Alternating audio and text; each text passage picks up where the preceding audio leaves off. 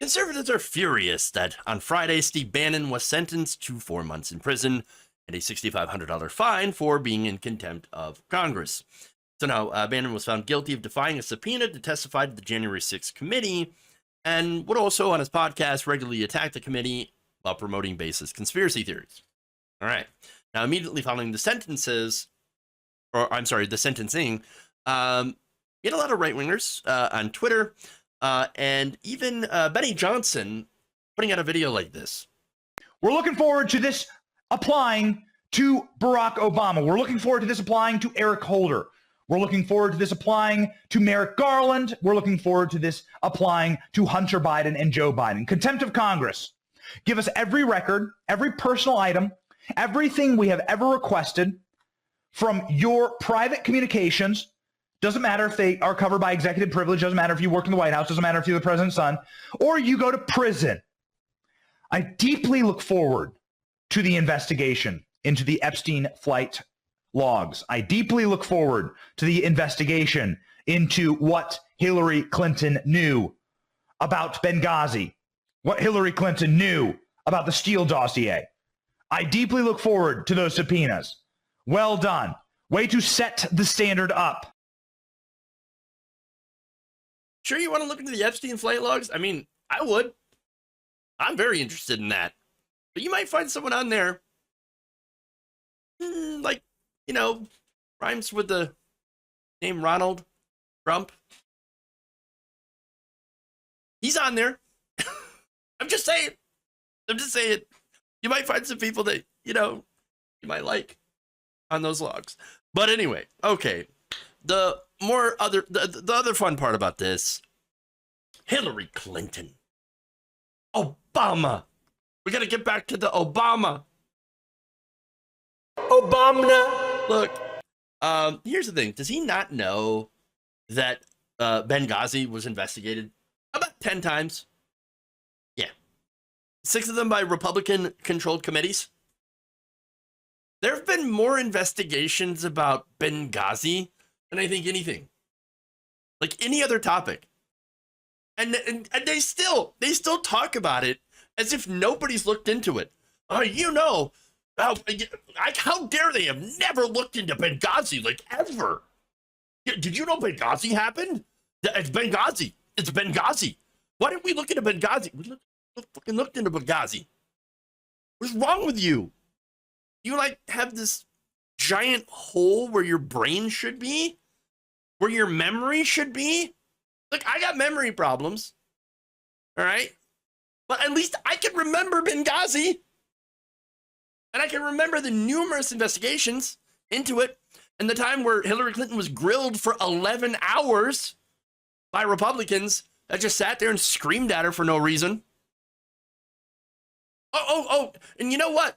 This guy's already admitting that, you know what? As Republicans, you know what we're going to do? We're going to do bullshit investigation after bullshit investigation over no reason that's just going to waste time and money, and we're not going to get anything done. That's the whole plan. That's the whole point. They've given away the game.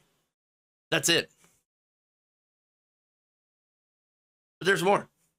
Now you have members of the right wing bringing up Eric Holder and his involvement in Fast and Furious. So, not the crappy movies. Sorry, if you're a fan. But the ham-fisted attempt to trace guns to drug cartels. Stupid plan. Stupid plan. Nonetheless, here you had Darrell Issa. You remember Darrell Issa doing all these investigations, right? Well, he wanted to have Eric Holder held in contempt, and there was a contempt vote. So now, if you're going to compare this, though, to Steve Bannon, well, there's a big difference here. And so let me give you the details about this, right? So for one, Eric Holder had, given about 7,600 pages of documents. That's the Department of Justice under Eric Holder. So they're like, we need these documents. Here's 7,600 documents. Have fun on Fast and Furious. So how many documents did Steve Bannon produce? Not really any. Yeah. Now, furthermore, Holder had actually offered to both provide the documents and give a briefing on them if ISA agreed doing so would satisfy the subpoena for the production of those very documents that not only ISA was asking for, but Eric Holder was saying, okay, I'm going to give you the documents. And so what was Darrell Issa's response? Nope, we don't want them. Oh, wait a minute, you asked for them. Yeah, but we don't actually want them. Right. Now, that said, did the DOJ put out a pretty poor response? Yes. At first, yes. They had actually put out a letter to Republican Chuck Grassley, which was immediately retracted because it was saying things that just weren't true. That said, ISA wanted the documents that went into the discussion of that letter, right? Holder said he was prepared to hand them over, but then you had President Obama using his executive privilege because the documents were that were requested were actually about discussions within the executive branch. Obama did have the authority to stop the handover of the documents. Again, that is executive privilege. He used executive privilege. And at that point, Holder was no longer able to hand those documents over. He wasn't allowed to. Republicans then decided, oh, now we're going to do a contempt of Congress vote. You are now in contempt, Eric Holder, for not giving over the documents that are protected by executive privilege. Okay, well, what am I supposed to do? I can't give you the documents. I can't do it. Now, the whole thing ended up being moot. And here's why. The Office of Inspector General, and by the way, this first went to a judge. Holder had testified in that the judge found no criminal actions on the part of Eric Holder or the Department of Justice.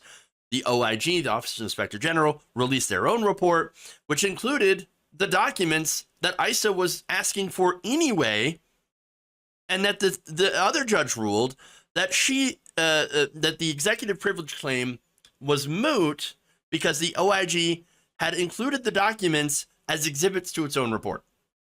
So basically, the documents were already they were released anyway. And so after all of that, what did they find? That Holder didn't do anything wrong. The OIG report found Holder not criminally responsible for the mistakes that happened in Fast and Furious. And I'm going to go back here to a September 19, 2012 edition of the New York Times that was talking about this. The Justice Department's Inspector General issued a scathing critique of federal officials for their handling of the botched gun trafficking case known as Operation Fast and Furious, which I agree was a dumb idea. But in doing so, they also essentially exonerated Attorney General Eric H. Holder Jr., whom many Republicans have blamed for the scandal. Inspector General Michael E. Horowitz laid primary blame on what he portrayed as a dysfunctional and poorly supervised groups of Arizona-based federal prosecutors. Oh, oops. And agents of the Bureau of Alcohol, Tobacco, and Firearms and Explosives, describing them as permeated by a series of misguided strategies, tactics, errors in judgment, and management failures. That allowed a risky strategy to continue despite the danger to public safety. Yet, for more than a year, some Republicans and commentators on conservative news media outlets have floated theories that senior Obama officials must have approved the operation, deliberately fostering gun violence to provide a rationale for strengthening gun control laws, and that they were engaged in a cover-up. The Inspector General's investigation found no evidence to support those accusations. So, let's be clear. These are two very different situations. Republicans were using this as a political attack against not only Holder, whom I have no love for, as well as Obama. If you're trying to conflate these two situations as the same, well, you're being deeply dishonest when you're trying to say that they're the same thing. Now, Bannon, going back to him, look, again, I got to tell you, I do believe that Bannon wanted this outcome. Now, why would that be? Because going to jail for him, I think it only strengthens his position. He is a martyr. And right now, the Republicans, the right wing, is engaged in a massive amount of whataboutism. That's the reality.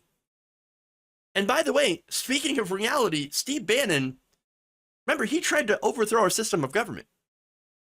He was involved with fake electors for Trump, those people who were sworn to Trump that were there to supplant the real electors who will then go and put Donald Trump illegitimately in the White House. That is something that he did not earn. But of course, when you're talking about Steve Bannon, he knows all about theft. He stole millions from his own followers and spent it on himself. His partner, Brian Kofagi, is rotting in prison right now for it, while Bannon, he was supposed to, but got pardoned by Donald Trump. So, rage all you want about this right wing. Come up with whatever whataboutism that you think you can come up with. Not the same thing. What you're doing is you're just supporting thieves and criminals.